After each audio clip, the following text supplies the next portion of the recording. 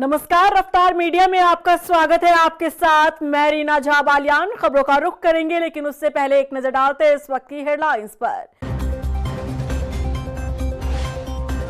दिल्ली में राष्ट्रीय राजमार्ग परियोजना की समीक्षा बैठक में शामिल हुए सीएम धामी। केंद्रीय मंत्री नितिन गडकरी से हुई मुलाकात। प्रदेश की सड़क कनेक्टिविटी पर हुई चर्चा। अंकिता प्रकरण में मुश्किलों में घिरी उत्तराखंड बीजेपी। वीआईपी के नाम के खुलासे में देरी पर पार्टी का दामन छोड़ रहे नेता। 27 से पहले बीजेपी के लिए गले की फांस बना अंकिता हत्याकांड मामला। हल्द्वानी में बीजेपी पार्षद अमित बिष्ट ने गोली मारकर युवक को उतारा मौत के घाट। पुलिस हिरासत में आरोपी। कांग्रेस ने बीजेपी पर लगाया अपराधियों को संरक्षण देने का आरोप। त्रिपुरा के छात्र एंजल चकमा के छठे हत्या आरोपी को ढूंढने में पुलिस नाकाम। 1 लाख के इनामी आरोपी की तलाश में जुटी पुलिस और एसटीएफ। मामले में लगातार जांच पड़ताल जारी।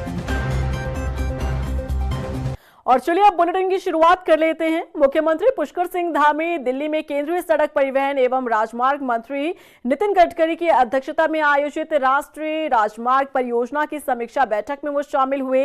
इस दौरान प्रदेश में सड़क कनेक्टिविटी के क्षेत्र में चल रहे विकास कार्यों का वीडियो प्रेजेंटेशन भी प्रस्तुत किया गया, जिस पर केंद्रीय मंत्री नितिन गडकरी ने कहा कि सरकार की प्रतिबद्धता से प्रदेश में कठिन परिस्थितियों के बीच भी परियोजनाएं सफलतापूर्वक पूरी की जा रही हैं। उत्तराखंड बीजेपी इस समय अंकिता हत्याकांड मामले पर पूरी तरह से घिर चुकी है। एक तरफ विपक्ष ने सत्ता पक्ष के खिलाफ मोर्चा खोल रखा है, तो वहीं दूसरी तरफ बीजेपी के अपने भी पार्टी को दगा देते दिख रहे हैं।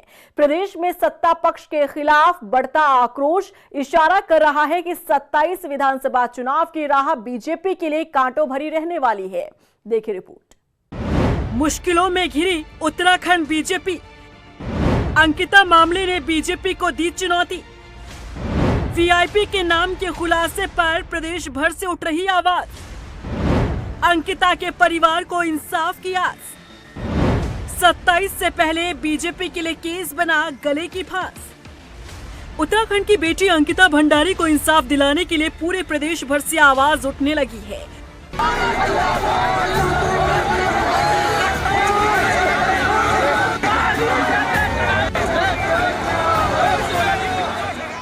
उर्मिला सनावर द्वारा वीआईपी के नाम के खुलासे के बाद से ही बीजेपी मुश्किलों में घिरती दिख रही है। विपक्ष सत्ता पक्ष के खिलाफ हल्ला बोल कर रहा है। बीते दिन भी देहरादून की सड़कों पर विपक्ष समेत कई संगठन साथ मिलकर सत्ता पक्ष के खिलाफ प्रदर्शन करता नजर आया।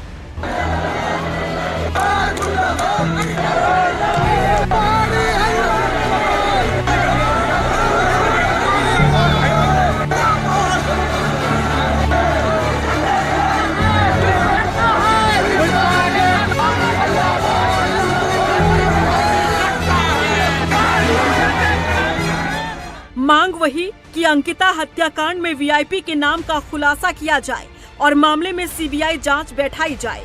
हम बता रहे हैं कि सरकार को वीआईपी को गिरफ्तार करना पड़ेगा। जब नाम आ रखा है, पता है सरकार को कि कौन है, फिर भी सरकार मौन क्यों है?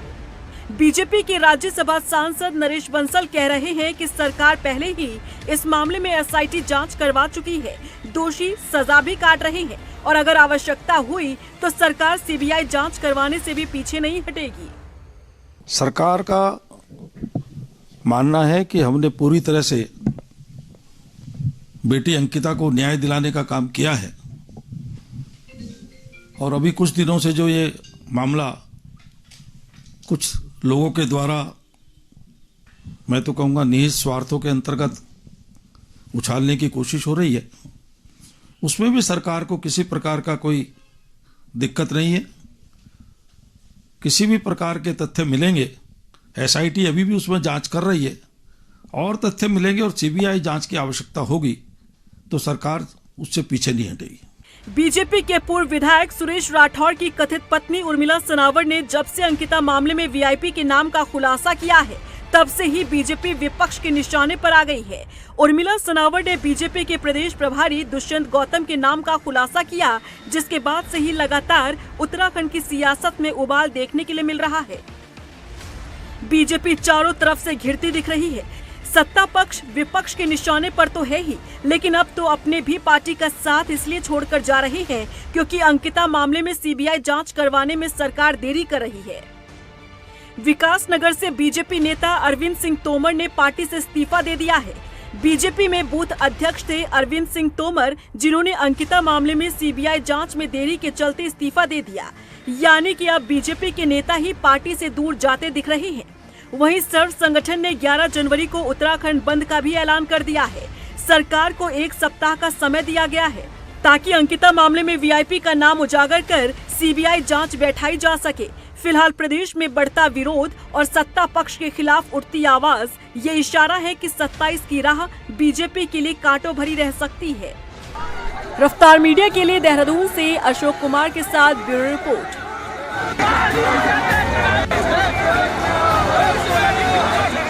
वहीं देहरादून में अंकिता हत्याकांड मामले में हुए विरोध प्रदर्शन के दौरान हरिद्वार से बीजेपी मंडल अध्यक्ष ने अपनी ही पार्टी पर थूकने का काम किया। इतना ही नहीं, उन्होंने बीजेपी पर निशाना साधते हुए कहा कि पहाड़ों में बेटियों को रिजॉर्ट में स्पेशल सर्विस देने के लिए उकसाया जा रहा है।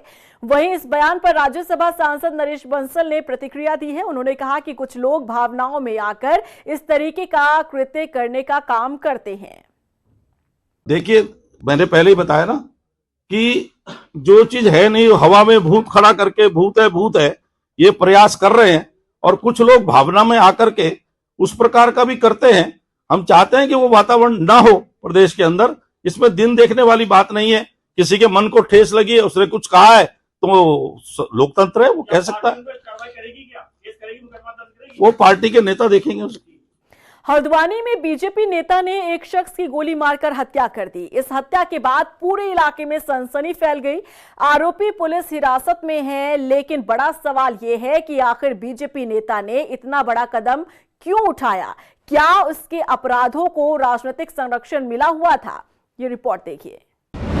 बीजेपी पार्षद की हनक देखिए, खुलेआम नेता की सनक देखिए। युवक को गोली मारकर उतारा मौत के घाट। बीजेपी के बड़े नेताओं का है संरक्षण प्राप्त। देश की सबसे बड़ी पार्टी बीजेपी, जो खुद को अनुशासन में रहने वाली पार्टी का तमगा लिए घूमती है, लेकिन उसी पार्टी के नेताओं की हकीकत क्या है, आज इस रिपोर्ट में आपको बताते हैं। हल्द्वानी में बीजेपी पार्षद ने सत्ता की हनक दिखाते हुए एक युवक को मौत के घाट उतार दिया। बीजेपी पार्षद अमित बिष्ट उर्फ चिंटू ने अपने घर के बाहर एक युवक पर गोली चला दी। गोली लगने की वजह से युवक नितिन की दर्दनाक मौत हो गई। जिस बीजेपी पार्षद ने इस वारदात को अंजाम दिया, उसे पार्टी के बड़े नेताओं का संरक्षण मिलता रहा है। बीजेपी पार्षद को लेकर स्थानीय लोग भी कई खुलासे कर रहे हैं। अनुशासन में रहने वाली पार्टी बीजेपी के नेताओं का असली चेहरा क्या है, आप इस वारदात से समझ सकते हैं। पुलिस की शुरुआती जांच में सामने आया कि हत्या के पीछे कुछ दिन पहले हुआ आपसी विवाद था। हत्या वाली रात भी बीजेपी पार्षद और युवक के बीच कहासुनी हुई थी। तैश में आकर पार्षद ने अपनी लाइसेंसी रिवॉल्वर को निकाला और युवक पर फायरिंग कर दी। बता दें कि जब ये सब कुछ हो रहा था, तब वहां मृतक युवक का दोस्त भी मौजूद था। कल हम नितिन मेरे घर आया था। हम लोग गए थे गोलाबार, गए थे पार्टी में। वहाँ पर थे हम, सीधे आ रहे थे रात में 11:30 बजे के टाइम पे। उस टाइम पे नितिन की शायद किसी से अपनी बात चल रही थी वहाँ पर कि किसी रिगार्डिंग, वहाँ धर्मपाल के रिगार्डिंग, लेकिन उसका कोई इन्वॉल्वमेंट ऐसी चीज़ में नहीं था। वह खाली बातचीत में थी। खाली बातचीत करने के लिए हम उसके घर के आगे गए थे। 11:30 बजे का टाइम होगा उस टाइम पे हम लोग गए थे वहाँ पर। मैंने 2 बेल बचाई थी। उनने चिंटू बिष्ट और उसका लड़का बगल में ही खड़ा था। ये सीधे आए, मैंने हाथ भी जोड़ा वहाँ पर उस टाइम पे। इनने सीधे गोली चलाई, ना सुना ना कुछ कहा। सीधे धर्मपाल गैंग सीधे इनने गोली चलाई। मैंने उस टाइम पर हाथ भी जोड़ा था। वीडियो में आप देख भी सकते हैं, उसमें वहाँ पर पूरी रिकॉर्डिंग है वहाँ पर पूरी उनके घर की।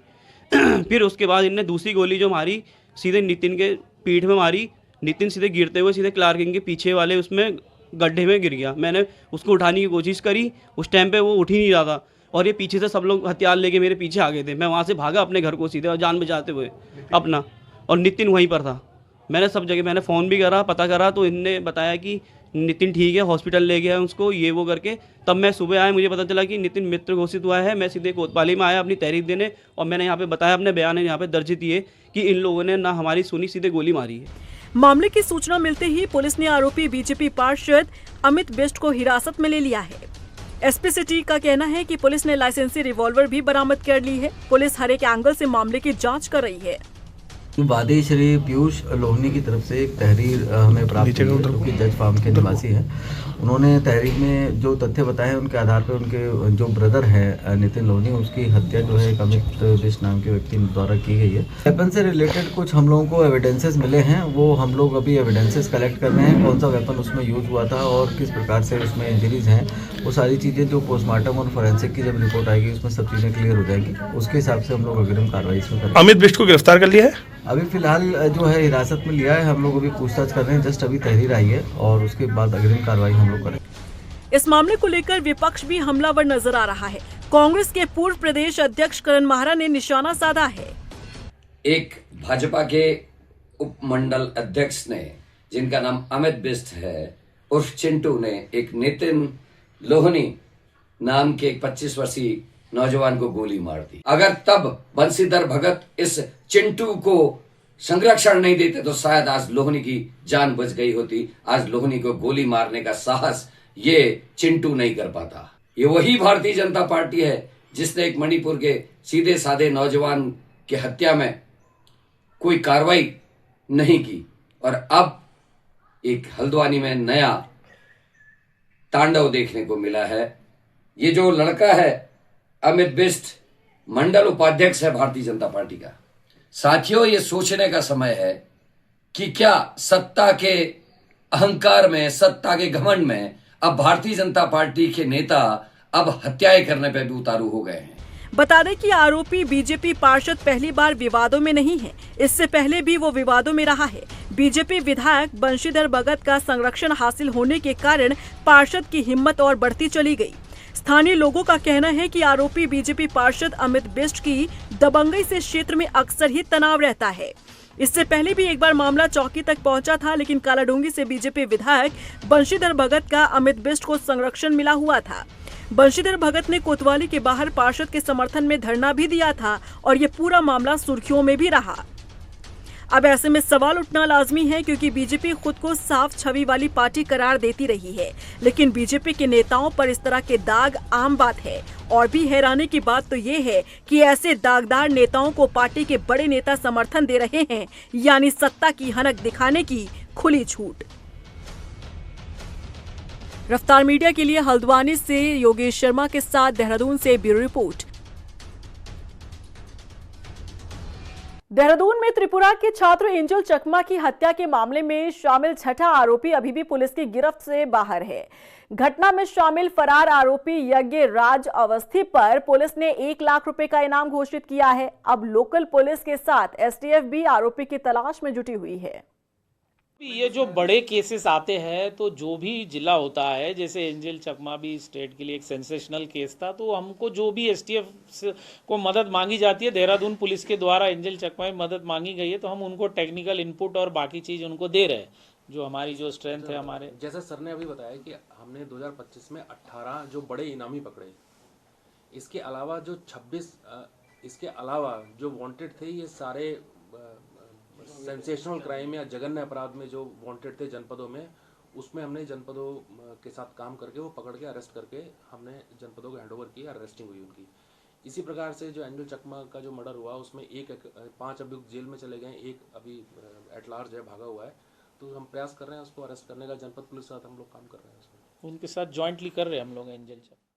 वहीं नानकमत्ता में जन जन की सरकार जन जन के द्वार अभियान के तहत बहुउद्देशीय शिविर आयोजित हुआ, जिसमें 75 समस्याएं आई, जिनमें से 32 का मौके पर निस्तारण किया गया। शिविर में 23 विभागों द्वारा स्टॉल लगाकर जन कल्याणकारी योजनाओं की भी जानकारियां दी गई। स्वास्थ्य विभाग द्वारा निःशुल्क जांच कर मरीजों को स्वास्थ्य सेवाओं का लाभ पहुंचाया गया। देहरादून में निजी और व्यावसायिक वाहनों की संख्या बढ़ने से शहर में ट्रैफिक जाम की स्थिति बन रही है। साल 2025 में 91,782 नए वाहन सड़कों पर उतरे हैं, जो पिछले 1 दशक का सबसे बड़ा आंकड़ा है। दून आरटीओ में 2016 में जहां लगभग 60,000 वाहन पंजीकृत हुए थे, तो वहीं 2020 में कोरोना काल के दौरान यह आंकड़ा गिरकर 47,383 रह गया था, लेकिन इसके बाद लगातार आंकड़ा बढ़ रहा है। परिवहन विभाग का भी मानना है कि सार्वजनिक परिवहन की तुलना में निजी वाहनों की बढ़ती संख्या ही शहर में जाम का मुख्य कारण है। अगर हम 2025 के वर्ष की अगर हम रजिस्ट्रेशन की बात करते हैं तो हमारे पास लगभग 91,780 गाड़ियाँ जो है हमारी रजिस्टर्ड हुई हैं, इसमें 2 व्हीलर और 4 व्हीलर सब मिला के हैं। और 2024 की बात करेंगे तो वहाँ 87,000 गाड़ियाँ थी, तो लगभग 4 से 4,500 गाड़ियाँ जो हैं हमारी एक फाइनेंशियल ईयर में जो है गाड़ियों में बढ़ोतरी हुई है। और उसके बहुत सारे कारण हैं, जैसे जीएसटी की जो छूट मिली, लोगों ने पुरानी गाड़ियाँ ना लेकर नई गाड़ियों में वो शिफ्ट हुए हैं। और बहुत सारे जो अभी हमारी इकोनॉमी की अगर हम बात करेंगे तो उसमें ग्रोथ हुई है, तो लोगों के पास परचेजिंग पावर हुई है, तो इसलिए गाड़ियों के रजिस्ट्रेशन में बढ़ोतरी हुई है। और अब बात उत्तराखंड की मौसम की करते हैं। प्रदेश में इस सप्ताह मौसम का मिजाज शुष्क बना रहने वाला है। मौसम विभाग के मुताबिक प्रदेश के अधिकतर हिस्सों में बारिश के आसार नहीं हैं। हालांकि उत्तरकाशी, चमोली और पिथौरागढ़ जैसे ऊंचाई वाले इलाकों में हल्की बारिश और बर्फबारी की संभावना है। वहीं मैदानी इलाकों में कोहरे का असर ज्यादा देखने को मिल सकता है। 6 तारीख को पहाड़ी जनपदों में पाले की स्थिति बन सकती है, जिससे ठंड में और इजाफा होगा। देखिए, अभी तो नॉर्मल से, जैसे हमने पीछे भी बताया था, दिसंबर और नवंबर भी हमारा नॉर्मल से नीचे रहा है और यहाँ पे रियलाइज़ नहीं हुआ है जो है डाटा। तो अभी जो है, अभी भी इस महीने भी जो जनवरी में, जैसे अभी तक भी हमको रियलाइज़ नहीं हुआ है। जो ऑब्जर्वेशनल डाटा है उसमें हमारे रिकॉर्ड में नहीं आया है। हालांकि पहाड़ी जो काफ़ी हाइट वाले इलाके हैं वहाँ पे मीडिया के माध्यम से जैसे हमको पता लगा है बारिश और स्नोफॉल रिकॉर्ड हुआ है। तो अभी लेकिन जो हमारा फोरकास्ट है उसमें ऐसा नज़र आ रहा है कि अभी जो आने वाले सिस्टम्स है, वेस्टर्न डिस्टर्बेंस जो आ रहे हैं पश्चिम विक्षोभ, वो थोड़ा सा वीक हैं और तो उनसे यहाँ पे जो है मैदानी, खासतौर से मैदानी इलाकों में चांसेस लग नहीं रहा है। वहीं हरिद्वार के शहर कोतवाली क्षेत्र में अस्थायी दुकानों में अचानक आग लगने से हड़कंप मच गया। देखते ही देखते आग ने विकराल रूप ले लिया, जिससे आसपास के लोगों में अफरा तफरी मच गई। मौके पर पहुंची दमकल विभाग की टीम ने कड़ी मशक्कत के बाद आग पर काबू पाया, लेकिन तब तक करीब 4 दुकानें पूरी तरह से जलकर राख हो चुकी थी। आग की चपेट में आने से दुकानों में रखा सामान, नकदी जल गई, जिससे दुकानदारों को भारी नुकसान हुआ है। और इसी के साथ फिलहाल इस बुलेटिन में बस इतना ही, लेकिन चलते चलते एक नजर डालते हैं इस वक्त की हेडलाइंस पर। दिल्ली में राष्ट्रीय राजमार्ग परियोजना की समीक्षा बैठक में शामिल हुए सीएम धामी। केंद्रीय मंत्री नितिन गडकरी से हुई मुलाकात। प्रदेश की सड़क कनेक्टिविटी पर हुई चर्चा। अंकिता प्रकरण में मुश्किलों में घिरी उत्तराखंड बीजेपी। वीआईपी के नाम के खुलासे में देरी पर पार्टी का दामन छोड़ रहे नेता। 27 से पहले बीजेपी के लिए गले की फांस बना अंकिता हत्याकांड मामला। हल्द्वानी में बीजेपी पार्षद अमित बिष्ट ने गोली मारकर युवक को उतारा मौत के घाट। पुलिस हिरासत में आरोपी। कांग्रेस ने बीजेपी पर लगाया अपराधियों को संरक्षण देने का आरोप। त्रिपुरा के छात्र एंजल चकमा के छठे हत्या आरोपी को ढूंढने में पुलिस नाकाम। 1 लाख के इनामी आरोपी की तलाश में जुटी पुलिस और एसटीएफ। मामले में लगातार जांच पड़ताल जारी।